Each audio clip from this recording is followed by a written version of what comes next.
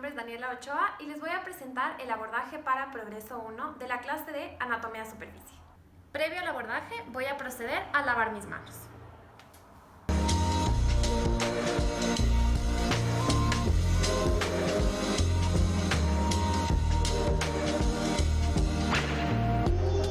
El músculo peroneo largo va a tener su origen proximal en los 2/3 superiores de la cara lateral del fibular y su inserción distal va a ser en la base del primer metatarsiano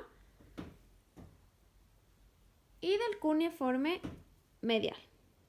Para el abordaje del músculo peroneo largo le vamos a pedir a nuestra paciente que se ubique en una posición de decúbito lateral.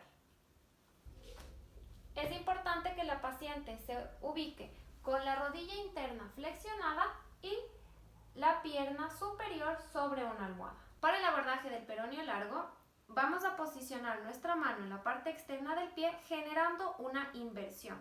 Le vamos a pedir a nuestro paciente que empuje nuestra mano hacia afuera generando una eversión.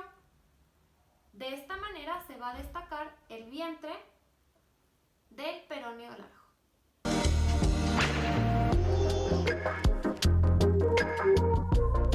El origen proximal del tibial anterior va a ser en el cóndilo lateral de la tibia y membrana interósea, y su inserción distal va a ser en la cara medial e inferior del cuneiforme medial y la base del primer metatarsiano. Para el abordaje del músculo tibial anterior, le vamos a pedir a nuestro paciente que se posicione en una posición de decúbito supino.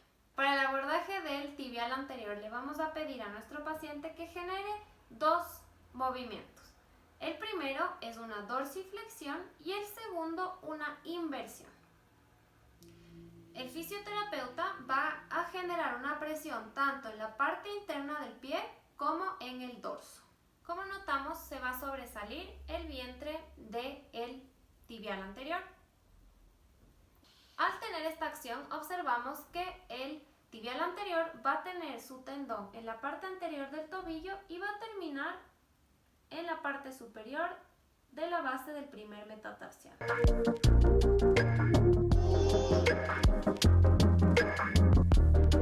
El músculo sartorio va a tener su origen proximal en la espina ilíaca anterior superior y su inserción distal en la parte superior de la cara medial de la tibia.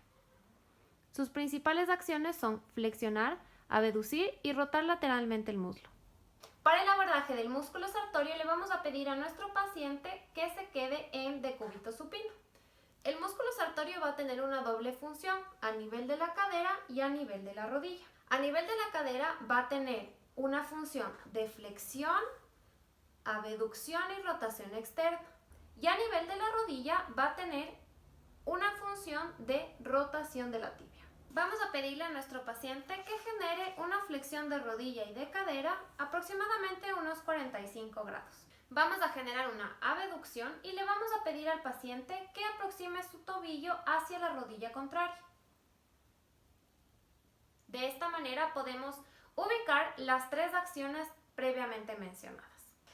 Para observar la contracción de este músculo le vamos a pedir al paciente que aproxime su tobillo hacia la rodilla contraria mientras generamos presión en su tobillo.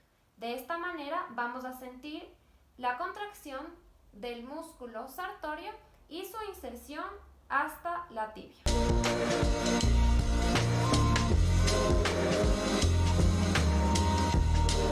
El aductor mayor va a tener dos porciones, una porción aductora y una porción isquiotibial. Su porción aductora va a ubicarse en la rama inferior del pubis y su porción isquiotibial en la tuberosidad isquiática. Su inserción distal de la parte aductora va a estar en la tuberosidad glútea, la línea áspera y la línea supracondilia. Y su porción isquiotibial se va a insertar en el tubérculo del aductor. Sus acciones aductoras van a ser aducir y flexionar el muslo, mientras que su acción isquiotibial va a ser la extensión del muslo. Para el abordaje del músculo aductor mayor, vamos a pedirle a nuestro paciente que se quede en una posición de decúbito supino. Vamos a pedirle a nuestro paciente que realice una flexión de cadera y de rodilla aproximadamente unos 45 grados y al mismo tiempo una abducción. el aductor mayor se va a encontrar entre el músculo grácil y el aductor largo. Su parte más superficial se va a encontrar justamente en el tercio medial del muslo. Para el abordaje del aductor mayor vamos a generar una presión en la parte externa de la rodilla y vamos a dejar nuestra mano craneal en el tercio medio del muslo. Le vamos a pedir a nuestro paciente que realice una aducción. De esta manera vamos a sentir cómo sobresale el vientre del aductor mayor.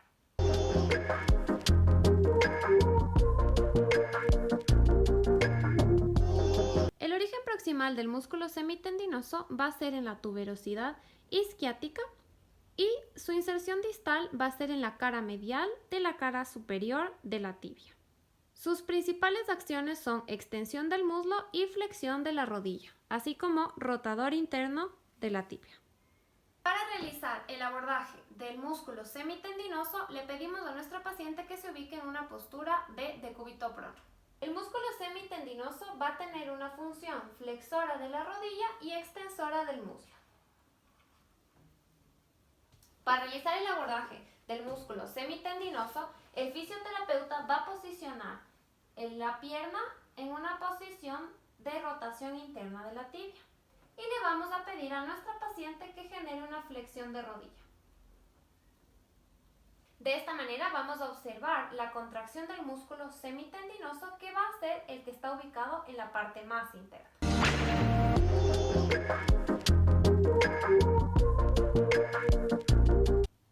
El músculo tensor de la fascia lata va a tener su origen proximal en la espina ilíaca anterior superior y su inserción distal en el cóndilo lateral de la tibia.